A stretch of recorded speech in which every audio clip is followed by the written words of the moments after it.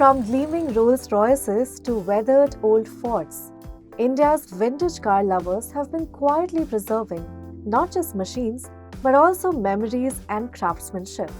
One of them is Tutu Dhawan, who has spent decades rebuilding motoring history.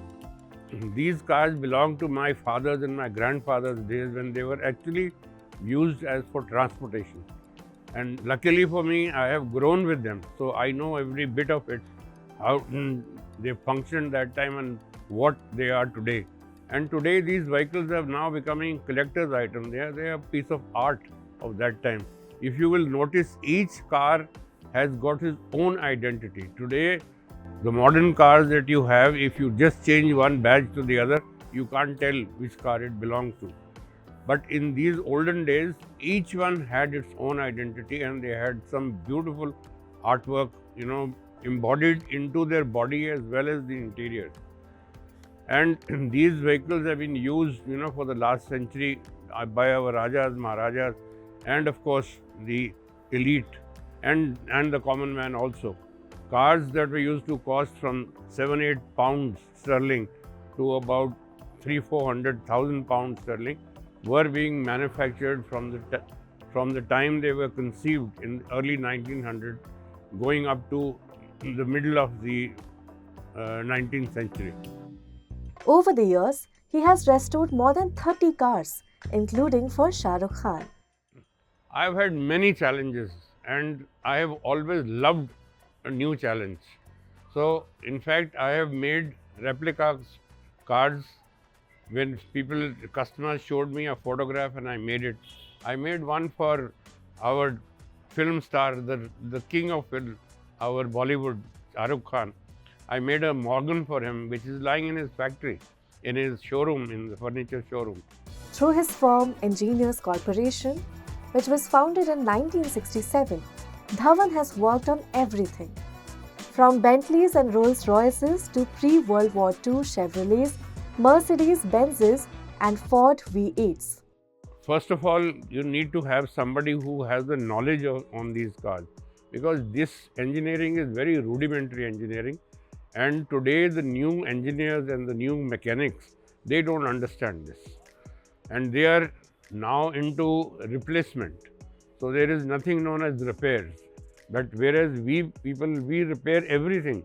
Even if we get just a bare shell or even nothing, is a photograph and some salvage, we try to recreate that.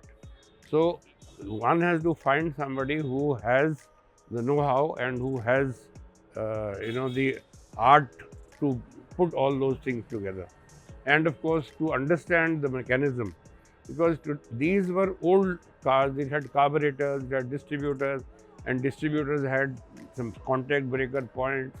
Today you ask a mechanic to adjust a contact breaker point, they wouldn't even know what it is and how to do it. So the main thing is that you need to have somebody knowledgeable to be able to work on your car, to be able to deliver the goods to you. Before the internet, restoring these beauties was an act of ingenuity. Dhawan would build sand and wooden molds, then cast them and finally machine the parts by hand. In 1930s, Ford himself made this into an assembly line. They used to have a proper conveyor system where they used to have an assembly line on which these cars were built. But before that, each vehicle was assembled on a trolley and then it was pushed forward for the next station who would add on things. But this was a proper assembly line work, and they made some 2 million or 3 million cars, in the 30s worldwide. Nothing was available. You couldn't order parts. You had to make them, he tells us. These have become collector's items primarily because they are not manufactured anymore and they don't have this artwork of body at all.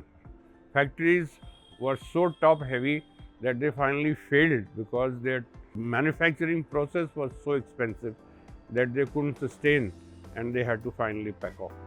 His Ford Mustang cost 1 crore rupees, with restoration adding another 50 lakh rupees. There are many things that one comes across during the process of restoration. Sometimes, a cylinder head is damaged badly, a block is damaged badly, a crankshaft is broken. These sort of things come up. And then there are so many things sometimes which get stolen. Now these cars, when they are lying abandoned at X, Y, Z places, so they get vandalized. People walk away with stuff that can be sold, especially brass work. And brass work means, there were carburetors also in the good old days were made of brass. They would also get stolen. Headlights would get stolen. Stuff from inside the engine, which was of brass, that used to get stolen. Now to recreate that is a job. It's a big challenge.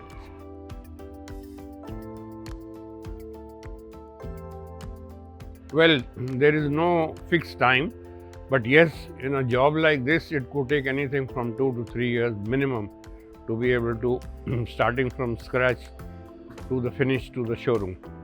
Collectors like Tutu Dhawan have been painstakingly preserving India's history on wheels, building a legacy one piston at a time.